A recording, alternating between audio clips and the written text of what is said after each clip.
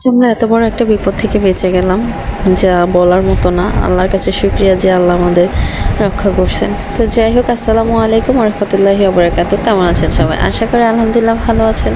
এই তো আমি দিয়া হাসান চলে আসছি নতুন একটা ভিডিও নিয়ে আপনাদের সাথে শেয়ার করার জন্য। যাই হোক, আজকে আমি আমার জামার পছন্দের ক্রিম পাস্তা রান্না করতেছিলাম, কারণ বেচারা আমাকে বলছিল তার ক্রিম পাস্তা খেতে ভালো লাগবে, ভালো লাগে, খাইতে চাইতেছিল, যেটা হচ্ছে সে খেতে চাচ্ছিল। তো যাই হোক, আমার বাসায় যা ছিল তাই দিয়ে আমি আলহামদুলিল্লাহ মোটামুটি একটা ক্রিম পাস্তা বানানোর চেষ্টা করলাম।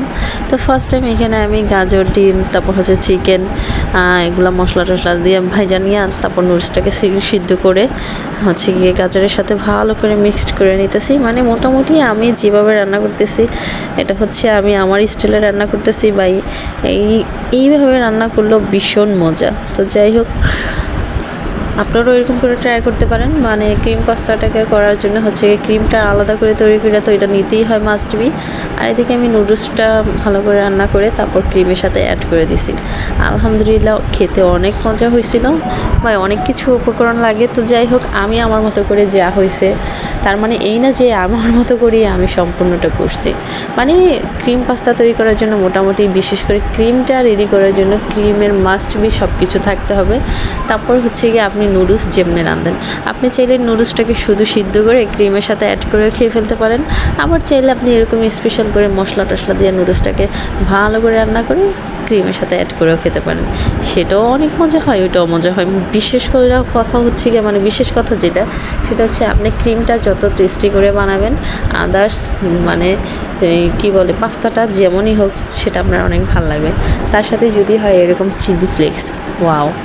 যাই হোক, চিলি ফ্লেক্সের স্মেল, তারপর হচ্ছে গিয়ে বাইটে বাইটে গোলমরিচের যে স্মেল, তারপর কাঁচামরিচ, ক্যাপসিকামের যে টেস্ট, এগুলা মুখে দেওয়ার পর বোঝা যায়। তো আলহামদুলিল্লাহ আমাদের একটা বাটারফ্লাইয়ের অর্ডার ছিল, হচ্ছে বাটারফ্লাই থিমের একটা কেকের অর্ডার ছিল। তো সেটাই আমরা দুজন রাত ভরে করতেছিলাম। আমি করছি আমার যতটুকু করার, আমি অর্ধেক করি, বাকি অর্ধেক হচ্ছে গিয়া আমার লাবণ্য করে। তো যাই হোক, তো আমি যেটা বলতেছিলাম যে আমরা অনেক বড় বিপদ থেকে বেঁচে গেছিলাম, সেটা তো আমি পুরো বলতেই পারলাম না। সব কিছু তো চাইলে অনেক কিছু শেয়ার করা যায় না, কিন্তু আল্লাহর কাছে শুকরিয়া করা যায় দুই একটা কথা বলে। তো যাই হোক, অন্য একদিন আপনাদের সাথে আমি শেয়ার করব যে আজকে আমাদের বাসায় কি হয়েছিল, কত বড় একটা বিপদ থেকে মহান আল্লাহ তাআলা আমাদের রক্ষা করছেন, আল্লাহর কাছে শুকরিয়া।